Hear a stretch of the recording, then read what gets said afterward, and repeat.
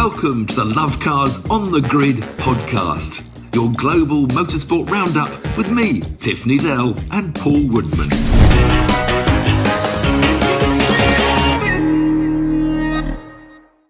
Welcome to Lovecars on the Grid, our weekly look around the world at all the exciting motorsport that's taken place and you might not have noticed.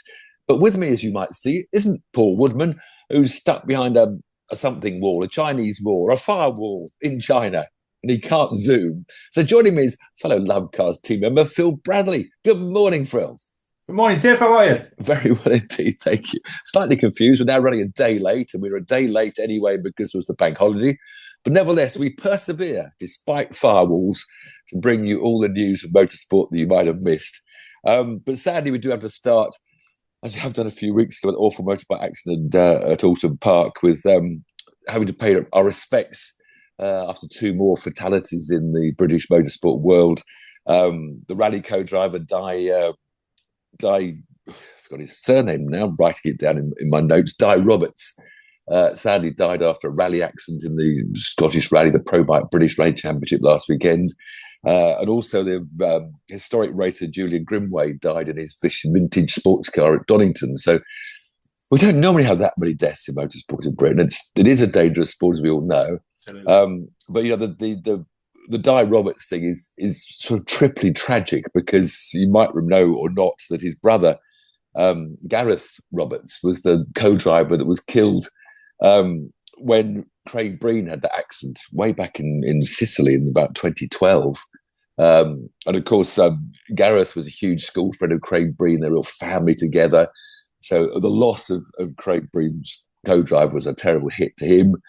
But then sadly, of course, Craig Breen lost his life a few years back in a testing accident, just when he got to the top of factory driving the World Rally Championship.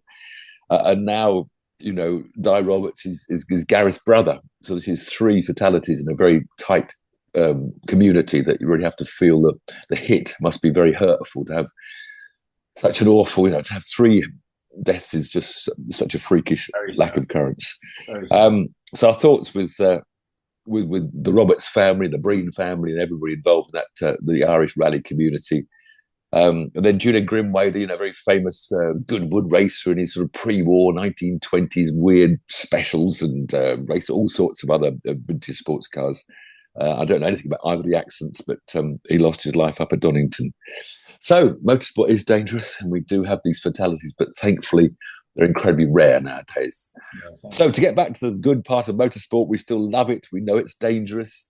So in the programme this week, we're looking at Lando's leading a spectacular parade around Monaco. Palou raced to his first oval win in a spectacular and amazing race at Indianapolis. There was a surprising MotoGP winner at Silverstone.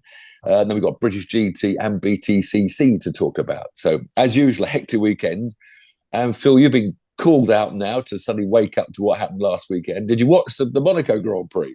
I missed it, unfortunately. I'm normally an avid watcher of Formula One, but I didn't catch it. But I did catch the highlights. It was a pretty... There weren't many. Oh, it was pretty exciting. Normally Monaco is quite a processional race. Especially the first couple of laps, it was tense. Pretty exciting. Tense. Yeah, tense is the right word. And the point is, everybody on the internet, on Twitter today, is saying we shouldn't go there, and we should have two sprints, and it's terribly boring, and we must change everything. But the trouble is, when I was there, on a nice corporate yacht, entertaining guests, sipping champagne, very nice too. But when you're there, you understand where Formula One's going in a way, because all these people that paid a lot of money to be on this boat that I was hosting, they're there for the event and the atmosphere. And and this is what, to us diehard Formula One and single-seater racing fans, we despair with, because we want to see a great race. Yes. But the cars have outgrown Monaco, so you can't change Monaco. There's a few ideas of how we could rebuild a couple of corners. But when you're actually there, the crowd is so huge. And the excitement was qualifying, of course. We all know even the enthusiasts knew qualifying was important, as did the less educated general public. When Leclerc took pole position, for a second, the roar around the whole of Monaco for the Monegasque driver to be on pole in his Ferrari. Then about 2 minutes later, a deathly hush as Lando stole it back from him. But the atmosphere was electric. if you were there, it was an amazing experience. And even the race itself, I mean, I'm reading race report, Tiff Needell, Fernando Alonso broke down, Gasly crashed, end of race. Because, as we know, you can't overtake. But the general public, they almost don't worry about that. They've got the racing cars going round. They've paid their money to be there. And so they love it. And we're all very frustrated, and all the drivers very frustrated. But the worst session, because of the way two teams, firstly Racing Bulls and then Williams, used this dirty tricks tactics. Lawson, first of all, held back everyone behind him in his Racing Bull to help Hadjar get a back gap. And amazing, Hadjar actually, they did it twice. Hadjar took one pit stop and came out in front of Lawson. Yeah. Lawson backed them all up. Hadjar raced ahead. And then Hadjar did two stops before anyone else had done one. And I actually got it quite exciting because I was thinking, whoa, hold on a minute. Someone's read this, compulsory two-stop regulation quite well. And if there'd then been two safety cars and the others pitted then, Hadjar could well have come out of the lead of the Monaco Grand Prix. Yeah. So that was quite, if you were in the know, that was quite an interesting thing that I watched happening. But of course, there wasn't a safety car. We never found out. But the point about these tactics that first Lawson used and then Sainz of backing people up, the public don't know that they're going around 4 seconds off the pace, but you saw a whole train of cars, going through one after the other. So it was still a sort of spectacle, even though it was like a Formula E race where they all back off and go as slow as possible to not use their power. I think the rookie drivers as well, I think because there's a lot of new rookie drivers in the sport this year, they're taking chances to secure their position for Formula One in the future. I think in the first lap, you had Bortoleto taking around the outside of the Mercedes. And then on the following corner, Antonelli then took him on the inside. So it's nice to see these guys taking the risks, and it makes it more exciting. Then they didn't take the risks after that. No, that was it. Yeah. That was it. A bit of first lap excitement. So, but again, the tension to me, you saw at the end, there was Max and Red Bull playing the game, backing it up. Lando up into Leclerc's path. And then, of course, Oscar was catching up. So, again, if you're just Joe Public, oh, wow, Oscar's catching up. Whoa, it's tight, But if you're in the know, you know that, Lando was probably less worried than anyone else watching. We're all there, oh, gosh, don't blow this, Lando, don't make a mistake now. But I noticed he was about sort of 3 feet off every apex wall, instead of the usual 3 inches. Playing careful. He was just cruising around, basically. And but I mean, the other thing for the race enthusiasts or British enthusiasts or Lando Norris enthusiasts, I mean, to me, this was a huge thing. Before the race, I was telling my guests, if Lando doesn't out-qualify Oscar this weekend, it's really going to begin a bigger decline. Absolutely. We've seen Oscar sort of, really take the lead, and we've seen Lando permanently doing his self-analysis and psychology and stuff, whereas Oscar just gets on with the job. And, Lando still beats himself up too much. And I think if he had been out-qualified by Oscar this weekend, and therefore, Oscar would probably won the Grand Prix. So it's a big turning point, I think, in the McLaren battle, and I think it will now rage on, and Max will still be there.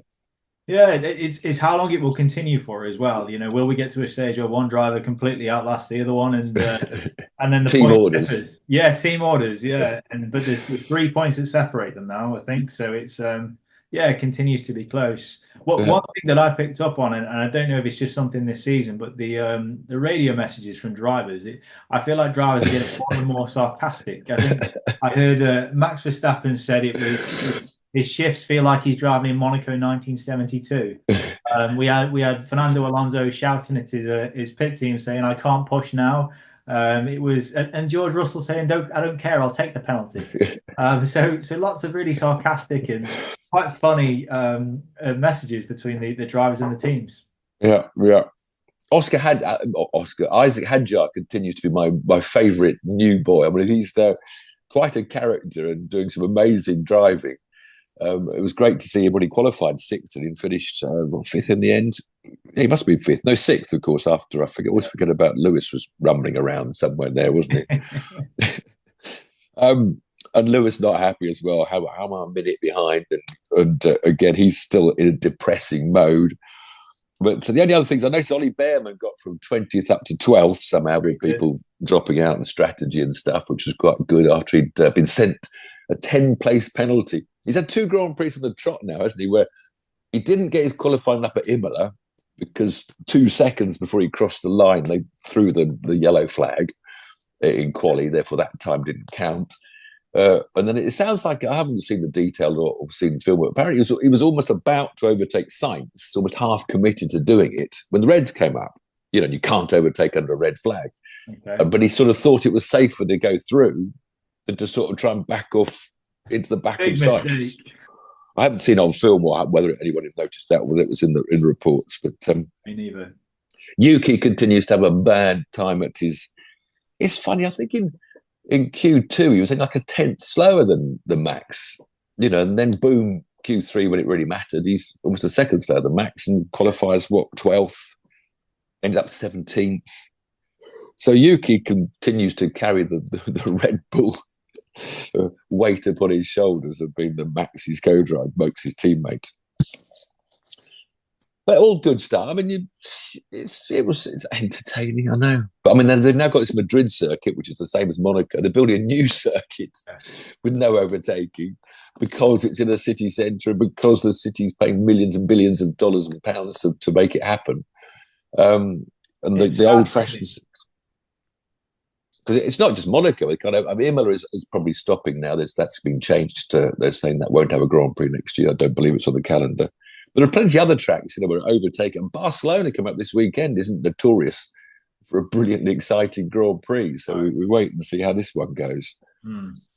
As always, reporting the Formula 2s and the Formula 3s, they were very entertaining, rushing past my yacht, looking good, looking exciting, but not really overtaking. I always hate sprint. First corner though, Formula well, 2. Yeah, the big crash. I'll come to that one in a second, because it was the sprint races first on the Saturday. So good entertainment, sprint races, and then you got the qualifying for Formula 1 if you're there on the Saturday. But I never like reverse grids. No. I can't stand the fact that Kush Maini, who was the 10th fastest Formula 2 driver, which gave him pole position, is now saying, I'm a winner. I'm a Formula 2 winner at Monaco. No. The regulations have given you a win. Annoys me. Formula 3, the Norwegian Matthias Stensholm won. He was the 11th fastest Formula 3 driver, which gave him the front row, and he got ahead of the pole sitter at the start. He won. So I ignore sprint races for the results. But yeah, Formula 2, big shunt on the first corner. And Alex Dunn, this very talented Irish boy who we talked about in Imola, because he suddenly seems to have got into a team that he's gelled with. He had a miserable year in Formula 3, didn't really get anywhere, but he's really going well now. On pole position. So I'm going to win Monaco, but then Victor Martins, this veteran really of Formula 2, he's into his 3rd season of Formula 2. He said he's not going to do it again. And it shows how hard it is to make your name as a driver, because he was the Formula 3 champion. And they did 2 years of Formula 2 and maybe in the wrong teams. It just hasn't. He's won 2 races in 2 years, always up the front battling. And one of his 2 wins was a reverse grid sprint. So he's only really won one Formula 2 race in 2 years. Yeah. And now he gets the start with Dunn, and he's going to win Monaco. He's a Frenchman and he's going to win another race. And I don't know why Dunn just kept his nose up the inside of into turn 1, which was never going to work. Maybe he thought he was Max Verstappen for a moment, Alex. He probably thinks he can. So he left his nose in there, turned poor old Martins sideways, and the whole pack then just piled in. So that was very exciting. Then the Formula 3 boys did it as well, to a lesser extent. But yeah, the Formula 2 race, so, with Martins on front row out, that meant that Leonardo Fondarelli, the Formula 3 champion, is a rookie in Formula 2. So he qualified 3rd. So he was now, I'm going to win Monaco. And he led the whole race virtually at the end. And then the flipping virtual safety cars got in the way and allowed Jack Crawford to pit quicker and save 15 seconds and come out in front of the top 3 and win the Monaco Grand Prix, which again annoys me. The American sometimes. Yeah, but it shouldn't be because that's why I don't like reverse grid races. The level of Formula 1, 2, and 3, it's a meritorious sport. You shouldn't be gifted an advantage because you happen to be. And the Americans, they close the pit lane, and every time it's a yellow, they close the pit lane. Okay, so you can't do that. You can't jump, and that should be done in Formula 1, in my opinion. Point. So it was Jack Crawford that won the Monaco Formula 3 race with Fornarelli, who won the Formula 3 championship without winning a race, and now hasn't won a race in Formula 2, but he's been up there all the time. It's a tough old world up there. Luke Browning, though, the British driver, had a third in the sprint, a fourth in the main race, and he now leads the championship. So a lot of interest in Formula 2 this year. Formula 3, the Bulgarian Nikola Tusolov went from pole position to win. End of my story. Porsche Super Cups drove round and round a lot. Nobody overtook anybody. End of my story. No, Harry King. We haven't got the British driver Harry King. He was one of our stars of Porsche Super Cups the last couple of years. No longer doing it. So there you have it. Fresh from the sunshine of Monaco. And I do understand why it's an event that probably won't be changed and will go on for years. It's just one of those. It's all about the atmosphere, and like you say, you have to be there to enjoy it. Yeah, I think maybe watching on TV, it's not as exciting. I can understand that, but to be there and to enjoy the atmosphere, and that's completely different to watching it on TV, and that's why Monaco should stay. Yeah.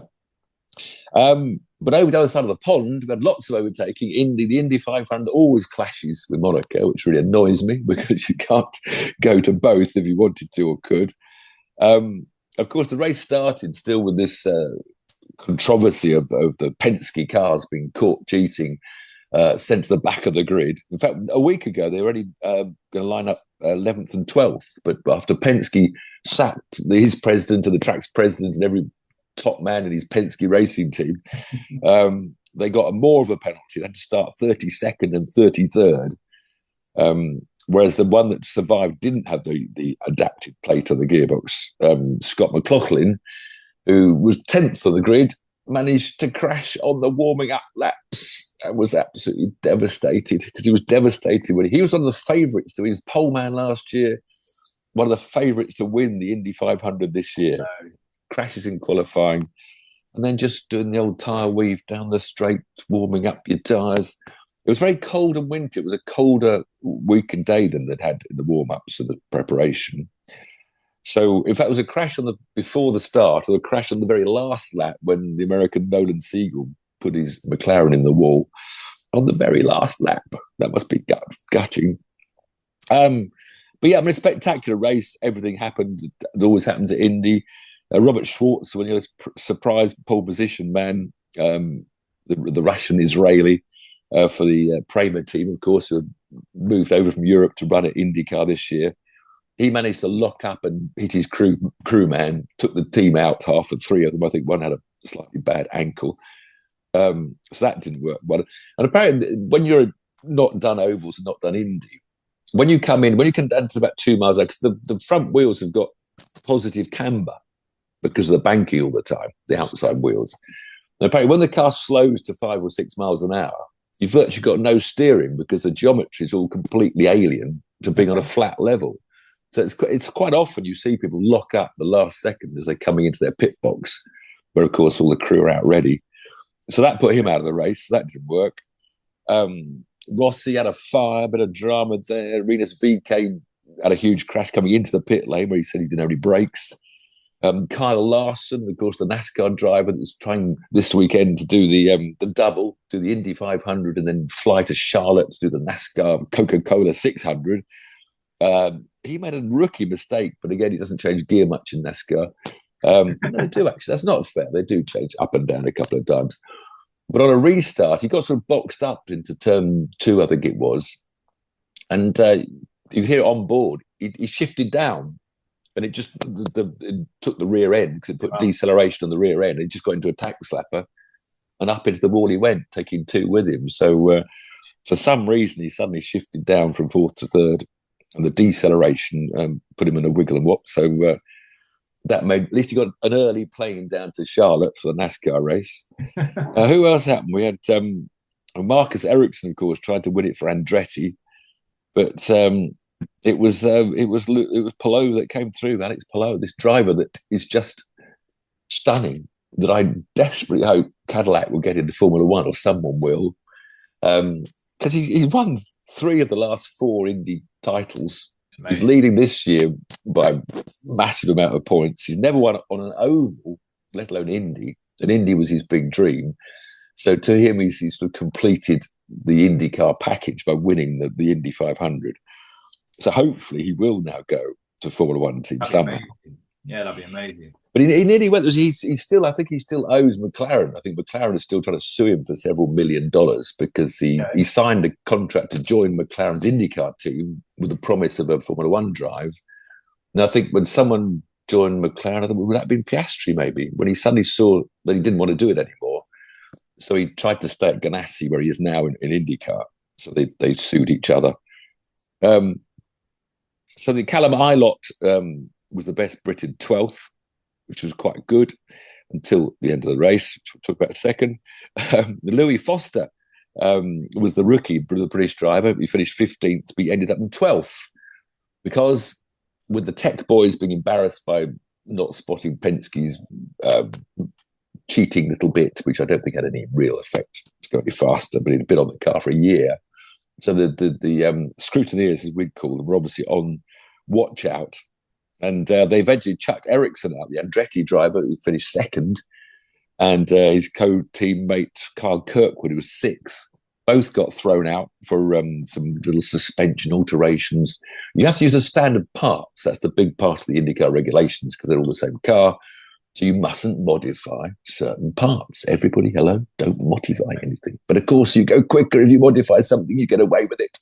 Risk. So both Andrettis were chucked out. They were classified 31st and 32nd. And also, Prema got caught. Callum Ilott, who finished 12th, as I said, they'd played with their front wing end plates and slightly moved them a little millimetre here and there or something. All 3 cars are fined $100,000 each, and the team bosses can't go to the next 3 races. So a lot of controversy in IndyCar. A tech team that's now about to be sacked unless they get on with it. And obviously, they've found things. So, yes, lots of drama at Indy. Always love it. Been there once. Have to go there. Bucket list. When you've done Monaco, make sure you go to Indy because it's spectacular. I even like NASCAR, of course. I keep on reporting on NASCAR here because I think it's an entertaining form of motorsport.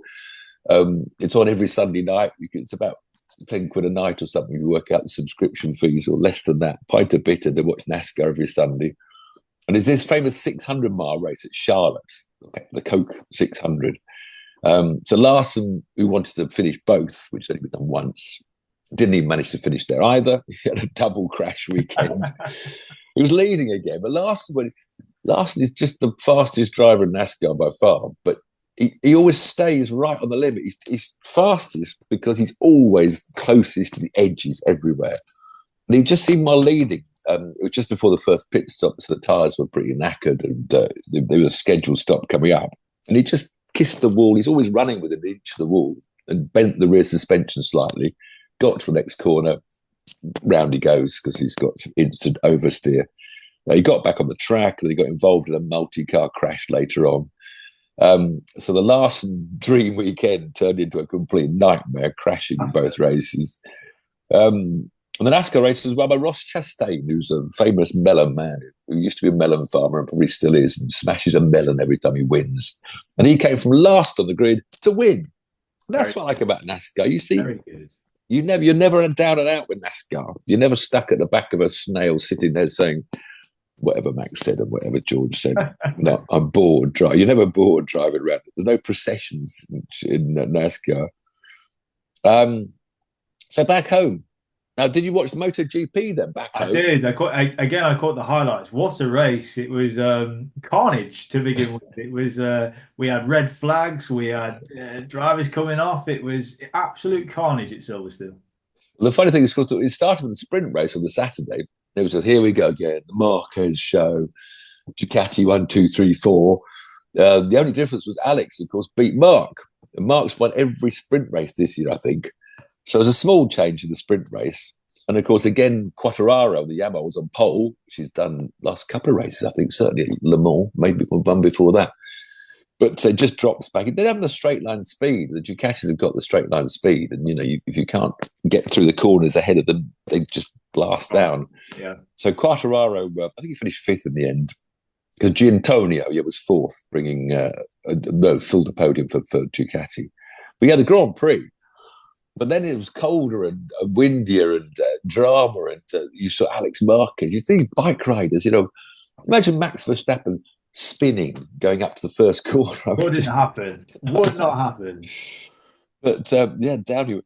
The trouble is, I think I've been trying to say that they're banning this drag bike suspension lowering system. I don't think till 2027. I'm not sure it's even out for next year, because they just pull the bikes down, so they've got no ride height at all to get better traction. Of course, you arrived at first corner not just with a cold front tyre, but with the bike still hasn't come up yet because they haven't braked yet. So the bike doesn't handle like it should. And him and Marc Marquez and a few others have chosen a medium tyre, whereas a lot of people gambled on a soft tyre, which they said wouldn't last. But it did last for some. Because as you say, then Marc Marquez, 1.5 laps in, he drops it, front end folds. Well. So then the red flags, because there'd been a crash at the back of the grid at the end of the first lap. There'd been a couple clashed, and I think some oil was on the track and dirt over the track. So they red flagged it, which then gave the Marquez brothers, who are now totally embarrassed by their falls, another chance. But even then, Quartararo this time legs, and the Marquez boys, they were a bit, they still stayed on their medium tyres. They didn't change their strategy, but they dropped back through the field, and Quartararo was going to win the British Grand Prix, and he didn't. Ride height again.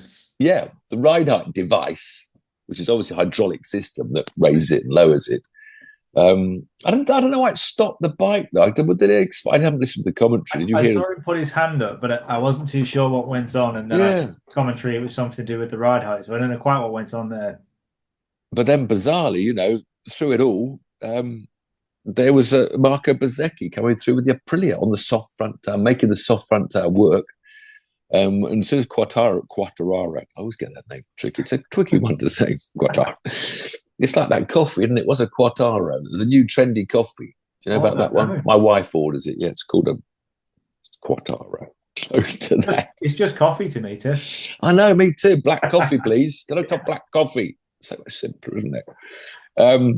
So he led, and Johan Zarco that had won in Le Mans, with tears are everywhere in the French, but this time he won on pace with a softer front tire for his Honda, came second. Who was third? Was there even a Ducati on the podium? Oh, yes, because Marc Marquez got third. Yeah, Marquez, yeah. Alex Marquez was fourth. So great to see new winners, which was good. And they had new winner in Moto 2 as well, the Australian, who I can't pronounce the name, which was Senna Agius. His fourth year doing MotoGP, but he qualified fifth and won the race. The other big story is David Alonso, who we followed last year, who was the champion in Moto 3, dominated Moto 3. He's been slowly getting quicker and quicker in Moto 2. It seems like quite a big step up. Every time we've had a Moto 3 champion, they don't exactly go straight into the top three. It's quite a big step. But he had his first podium. He finished, third? And he says he's Spanish, but he's Colombian. We keep him as Colombian because it meant that there was no Spanish riders on the podium for Moto 2, which is quite a rare thing, because in second place was the Brazilian Diogo Moreira. Jake Dixon, disappointed, I don't know why, he's down 11th, which was home Grand Prix, must have been gutted because he's won that last year, I think.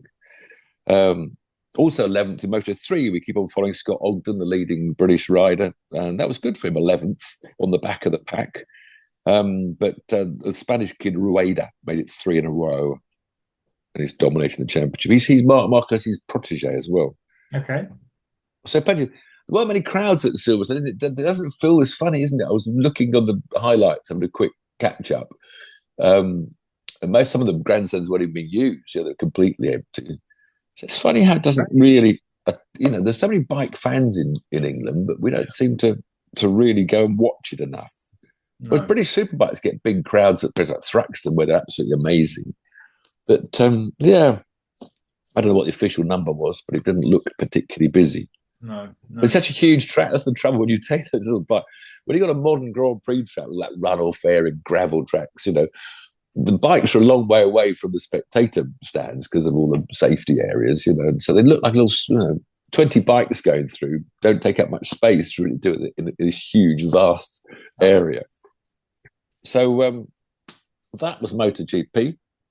British GT at Alton Park. Had a bit of rain up there. It's always raining at Alton Park on a bank holiday. One win for Lamborghini, one win for Mercedes. What about the BTCC? Are you following that? Are you a fan? I didn't. No, unfortunately, you'll have to fill me in on that one. Well, Paul never knows anything.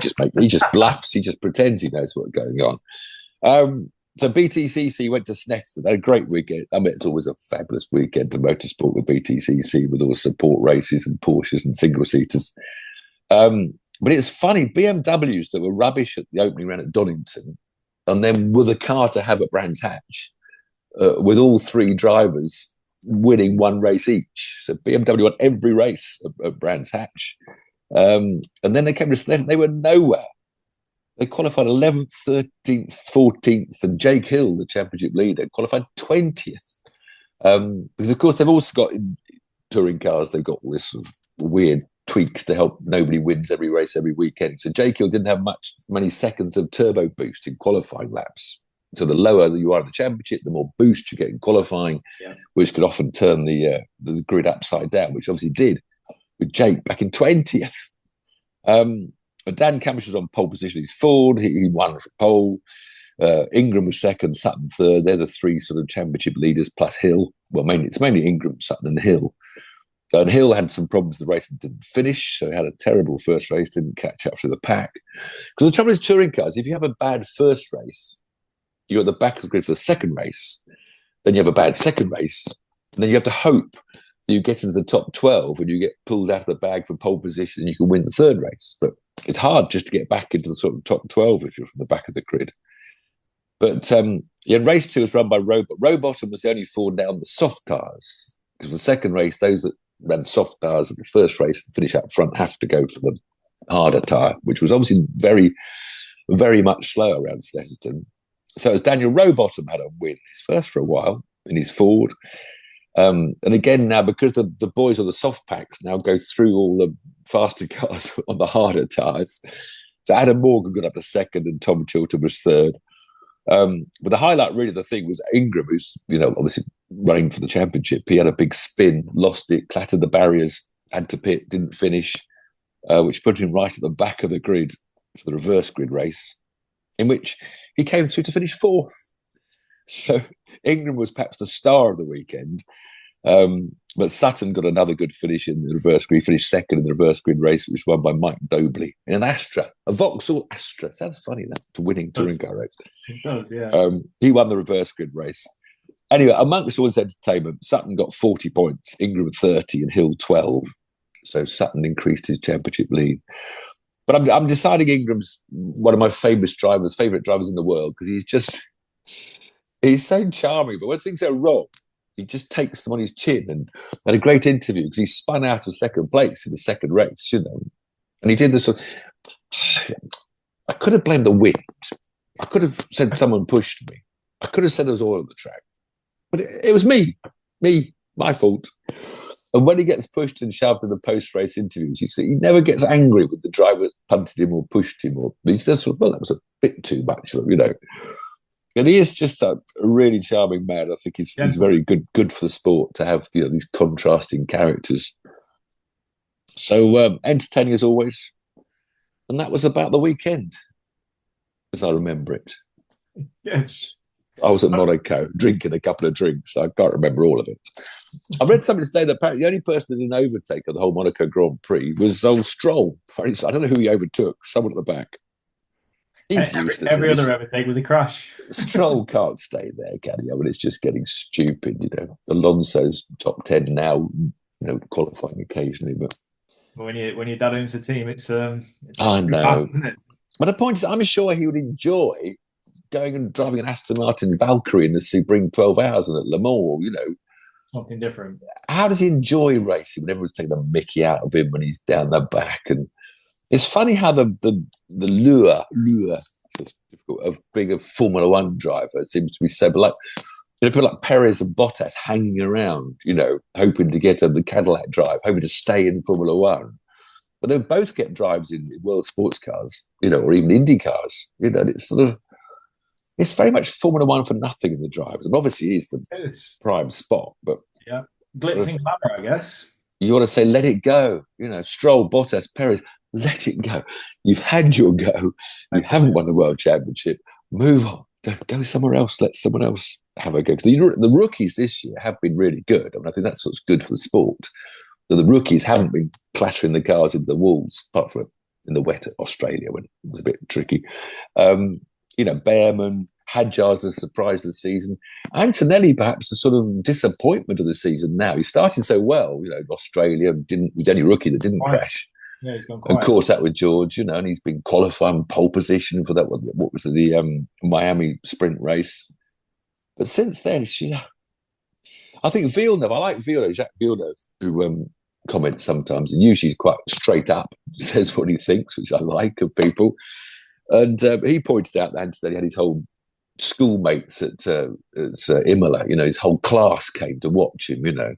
And he's got photos with him, and he put it to sign every autograph with him. And he should have just had his, blinkers on, head down.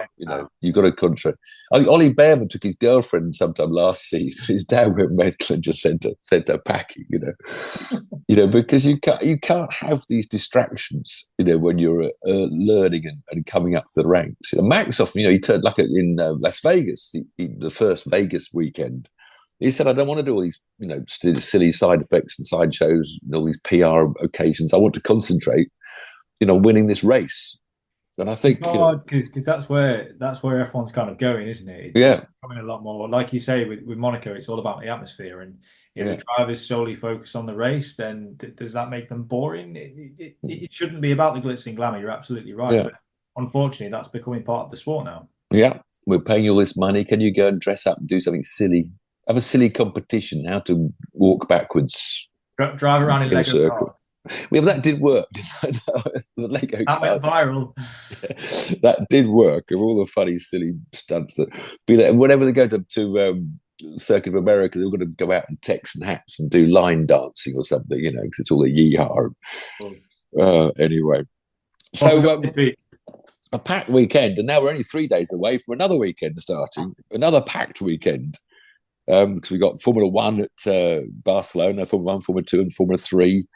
IndyCar, Detroit streets, great track, and also they share the weekend with IMSA sports cars, which are like the Le Mans cars, and that's an epic weekend with those two races of the top formula in the world. NASCAR, of course, has got a race in Nashville. Paul is out not reporting from Shanghai because he's there for the Formula E race, one on Saturday, one on Sunday, but it's behind a wall, a firewall. GB3, we follow the single-seater series for the youngsters, including Abby Pulling, of course, up against the boys this year. They're at Spa this weekend. The thing about Spain, of course, you have to remember, this is the weekend when the flexi wings are being tested. They're not allowed to. They're increasing the weight on the flexi wing test.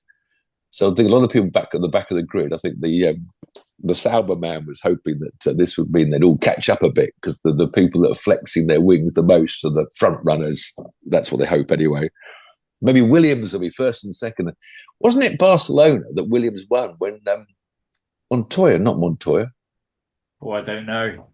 Who won? Where did he win? No, I think it wasn't Barcelona. It was the Spanish street circuit, semi-street circuit, which I've forgotten. And I've forgotten his name. Can't remember names, Phil. I'm bad, Phil. I'm bad, Paul, Phil. But of course, it's also the Isle of Man TT. So for the bike enthusiasts, there's complete contrast going from the clinical, wide open expanses of the track at Silverstone to the narrow, wall-lined, tree-lined, bank-lined. It is incredible. I come from the Isle of Man, and the TT is just insane. Like the average 130 miles an hour. Yeah. Public roads. There's lads I went to school with that ride in the TT, and the balls of steel come to mind. Yeah, so it's already started. It runs for 2 weeks. That's right. Yeah, there's a practice week, there's a race week. So it's practice week this week, and then race week next week. But hopefully the weather holds up and they get some good racing in. Oh, and hopefully we go through without any nasty accidents, because that's always holding my breath at TT week, because it is wonderfully spectacular, but it's old school danger when it comes to. Actually, it's funny talking about old school danger. I was tweeting about, it was really exciting. The Indy 500 parade lap started with 2 Black Hawk helicopters leading them round. I saw that, yeah. Almost, well, not quite at track level, but probably below the top of the grandstands, going down the start-finish straight. I mean, what an atmosphere that must have created. But I retweeted a picture reminding me of 1978 Brands Hatch, when I was in a Formula 3 race. It was a Grand Prix weekend. And the red arrows, I still can't believe it now when you think of modern health and safety, they went down the valley along Bottom Straight. So I was in the Paddock Hill grandstand watching, and they were running below me down past the back of the pits, just below me. I mean, there's a photo. You look at the photos I retweeted on Twitter yesterday. I mean, it was when I look at red arrows now, and it's just boring. They're over there somewhere, Yeah. But in fact, when I was in the Paddock Hills grandstand watching them go down below me, one came over the back of my head. And you can always feel the wind from the aircraft just coming. And of course, I hadn't seen it coming. Looking at the other, but it was just absolutely the most epic air display I've ever seen, and ever will, because they're never going to let planes near crowds ever again. But America still doesn't mind if they drop a plane here or there. But so yes, epic. Go look that up if you can't find it. 1978 red arrows display, absolutely stunning. Well, thank you for joining me, Phil. I know I've waffled on a lot, not letting you cut in too much. Thank you for having me. Nice if you can upload it and download it, which I can't do at all. And don't forget to Spotify as well, for people who don't want to look at our ugly faces. And what are you looking forward to most of the weekend? Then? Are you a Grand Prix fan or the? Yeah, Barcelona way for me. See how the race goes on. But yeah, I'm a Formula One man through and through. Okay. All right, Phil. Happy Christmas, everyone. Thanks for having me. Take care, mate. Cheers.